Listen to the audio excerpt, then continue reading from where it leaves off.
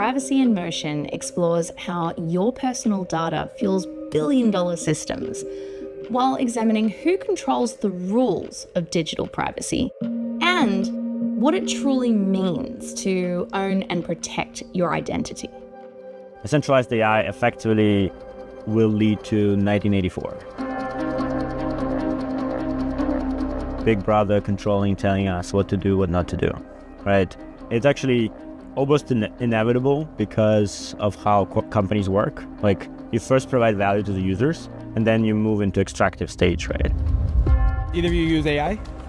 Yeah, I use it a lot. What do you use AI for?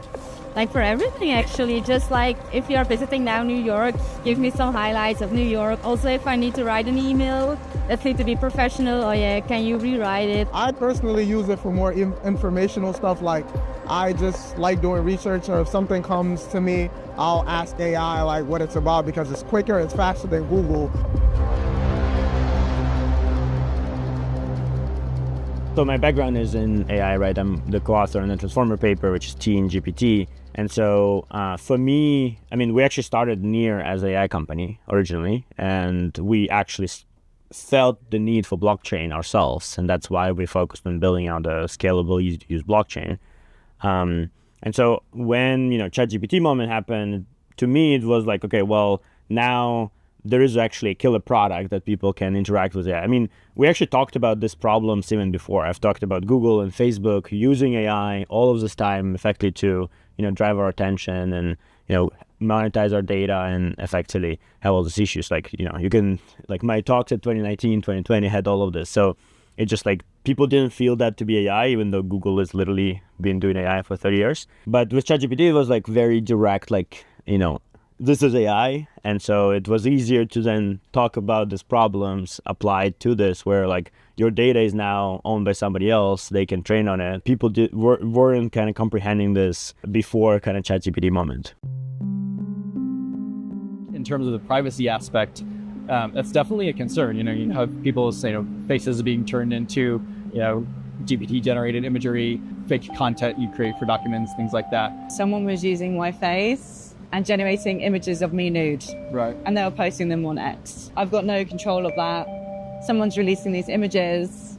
And, for people who, some people obviously still getting used to the concept of AI. So some people might even think that they're real, and like that's hugely damaging to someone's reputation.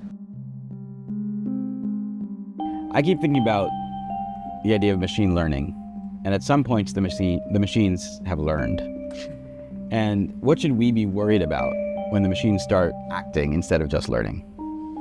Well, I mean, they're acting now, so I think and learning will never stop, same as humans, so it may never stop learning.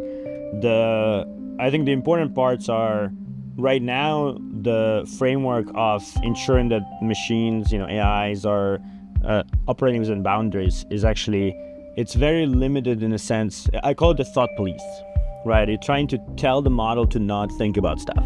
Right, it's like, do not do, bad things, do not do this to the user, like in the prompt, right? It has all these instructions. I think this is actually the, somewhat a wrong approach. Instead, what you want to have a way to ensure that nothing wrong can happen. And we have actually a really interesting tool, it's math.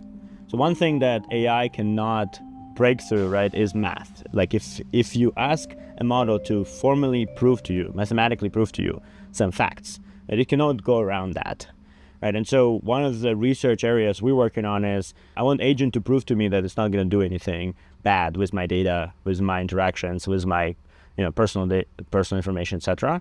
And so it needs to prove to me that before it actually can get access to it. And so you can have this kind of more formal system to ensure correctness of execution and kind of behavior, even if internally it thinks some weird things, like it doesn't matter, right? Like what it does and what the outcomes it delivers. Do you ever worry that you're giving AI so much of your information that it really now has a very deep profile of you?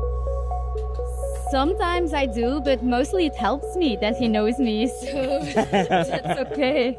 It can never replicate exactly what we think because we're human, but I feel like giving AI access to a lot of the information that we have is scary. I really believe AI will be how we're going to interact with computing going forward. And so, I really think that AI, should be able to know as much as possible about us, to represent us, to help us make decisions, to even make decisions on our behalf. And so you want privacy for that. Like, you don't want all of your life uploaded to somebody else's data center, for them to be able to access it. Near's vision is own your assets, data, and power of choice, right? So assets, easy. This is what crypto been about.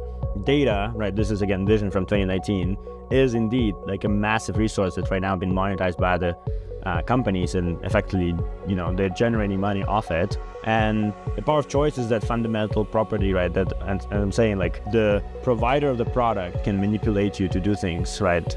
For whatever reason, because they want to make more money off you, right? Like, we should be fighting against that and actually bring the choice back to the user. I think we need more products and more developers who choose these values and deliver better products. A user-owned internet sounds liberating, fast, private, and open. But AI may be coming for everyone to extract all of the value it can from our mortal coil. How can we ensure our very selves, both physically and digitally, remain truly ours in an agentic future?